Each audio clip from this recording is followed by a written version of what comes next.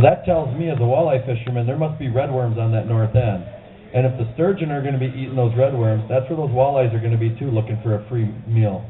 So I'll use the redworms, lake flies, you know, to your advantage that way.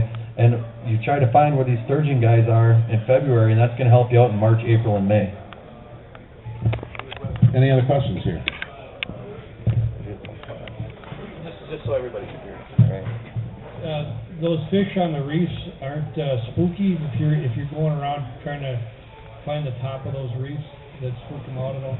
You know, a lot of people think that they are, but I don't believe in that whatsoever. I think there's so much boat traffic out on Winnebago. I've heard of guys already that they're trolling in the channel at Jefferson Park all the time. They just go up and down the river in June when there's tournaments going on. They're trolling during that time. You know, there's 6-7 feet of water there, and there's pleasure boats and there's fishing boats going in and out. A couple of years ago, I had a guy, and I had 2 customers in my boat. We got set up, we backed away, we drifted in, and he had caught 11 walleyes his first 11 casts, and he missed his 12th one at the boat. But that was a phenomenal day. We had 5 hours of fishing, we had 3 guys, we had 133 walleyes that day. And I went through 26 dozen night crawlers that morning. That was the best we ever did. On a pre-spawn conditions, you pay attention to your temperatures on the reefs, or you just kind of fish them regular and see what's there? I don't really pay attention much on the lake as far as temperatures go. I know on the river most of the guys are looking for like 42, 44 degrees or something like that, but I don't really pay much attention to it. I try to just bounce around from reef to reef to reef until I find fish. In the summertime, it's the same thing. I don't really spend much time looking at that at all. I have temperature on my graph, I just don't look at it. More questions? Okay.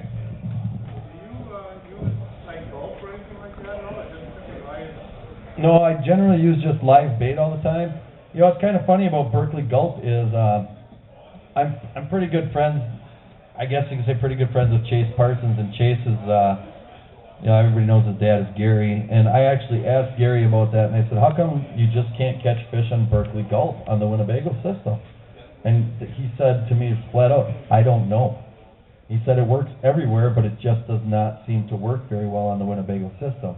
Now, I'm not saying guys don't have luck with it, because I'm sure, you know, plenty of guys do, but the way I fish and the way that I do things, I just do not catch fish when it comes to using Berkeley Gulf. I tried it. Actually, when I use minnows, if I do go up on the river, I'm not anti-river, I just don't go out there a whole lot. If I do go on the river, sometimes what I'll do is I'll take my minnows and I'll put them on a jig, and I'll take a small piece of Berkeley Gulf, like the size of an eraser on a pencil, and I'll put it over the end just so that the fish can't pull the minnows off real well. So. Anybody with questions? Here we go. Do you have any opportunity to drift fish at all, and how do you do it?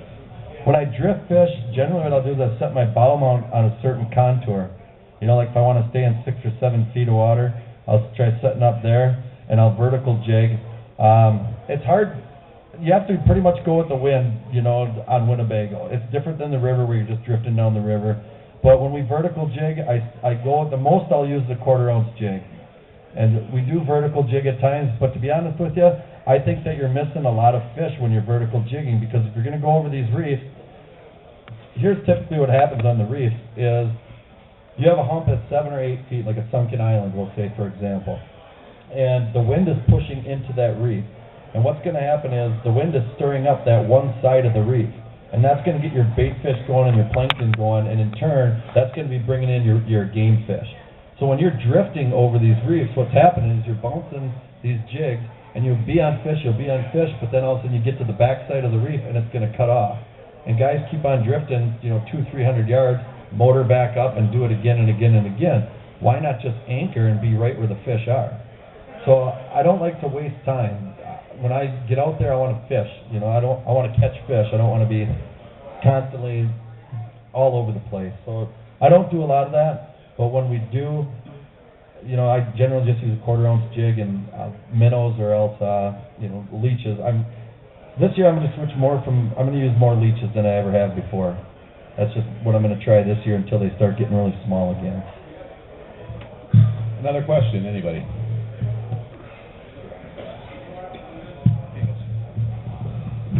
When the wind's not blowing, are you trolling? Yes, when the wind's not blowing, generally we will troll. Yeah. It's tough to find fish when there's no wind, and the reason is those fish are not going to be concentrated in one area on that reef. They're going to be looking for food. They're going to be spread out. Another thing is on that same subject is a lot of times, I don't know how many times you've been out there where you see the fish, the wind coming out of the north, and then it'll switch to the south or the east or whatever the case might be. When we see that wind switch, we actually will pick up our anchors and instantly move over to that other side. We won't waste time, and within 15 or 20 minutes, those fish are right there where they're supposed to be. So as that wind moves, always keep that wind directly to your back and cast directly at your buoy. Another thing is, I guarantee if you do that, somebody every single trip will catch the buoy. That happens every trip. Every trip. And that is a guarantee. You can take that to the bank. And they all think it's a nice fish because they got the weights at the bottom and it's going pop, pop, pop. It happens every time. When you replace your line on your reel, do you do the whole spool, or do you? Yes, I replaced the whole thing. The whole thing? Yeah. Okay, thanks. I know some guys leave the backing on and everything, but no, I take it all off. You troll with boards or bottom boards? When I troll, I use offshore planer boards with tattletale flags on them. Other questions? Here we go. Fish any of the upper lakes? Actually, yeah, this year my first tournament is April 29th. We're going to be fishing in Winnebago. Putting in at Oshkosh, we'll be fishing in the river in Winnebago, and then I'll probably be fishing Clark's Bay. That's probably where I plan on going at that time of year. That time of the year, I'd like to run smaller baits. Number 5 flicker shads, number 4 shad wraps, number 5 shad wraps, either wood or glass. Some of my favorite colors when it comes to trolling, I like the blue and silver. I like that bait pretty much all year. I like the clown colored bait. The bait that I've really been catching fish on the last year has been the Berkeley flicker shads, the number 5s and number 7. They have a unique rattling to them on the inside, and that's what makes them work so well. They have a good action to them. And the best part about them right now is if you're looking to buy some baits, they got them on sale for like $1.79. You know, I don't know how you can go wrong with not running Berkeley flicker shad. I know for a fact from talking to Gary and Keith that that's not going to last too long, and they're going to be $4, $5, $6. So if you're looking to get some good baits at a good price, you know, go and get some Berkeley flicker shads because they are incredible. When it comes to trolling, as the bait fish get bigger and bigger during the year, I follow it. I match the hatch per se.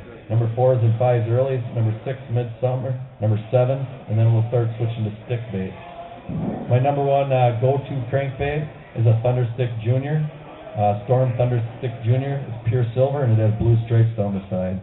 That's my go-to bait when I absolutely need to have fish. I don't troll deep in the water column. Generally, I troll anywhere between 7 feet and up when I'm running crankbait. I will try something deep, but usually it ends up coming right back up to the top. I always make sure to have at least 1, if not 2 colors of perch-colored baits on.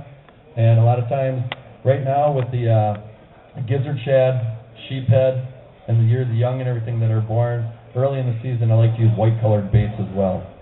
So anything pearl, you know, I try to put that on too. Here's another question. What kind of wave action are you looking for to determine if you're going to troll or fish reefs? Like just a little 6-inch chop, or are you looking for 2-foot rollers? Or? Yeah, anything is fine. Actually, the more wind you have, the better it seems to get those things, you know, stirred up. So unless it gets too rough, you know, obviously we pull the pin and call it a day. But anywhere from 6 inches to, you know, 2-3 feet, you're just fine. You can fish those reefs.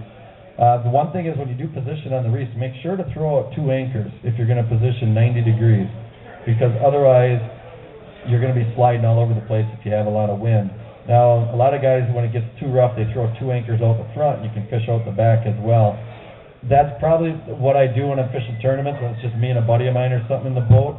But when we're fishing with clients and I have 3-4 people in the boat, I can't have 4 people in the back of the boat. So that's why I always position 90 degrees.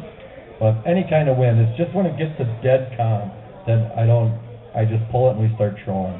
So, Any other questions? Come on. You're good, actually. I think you got them all. Any other questions?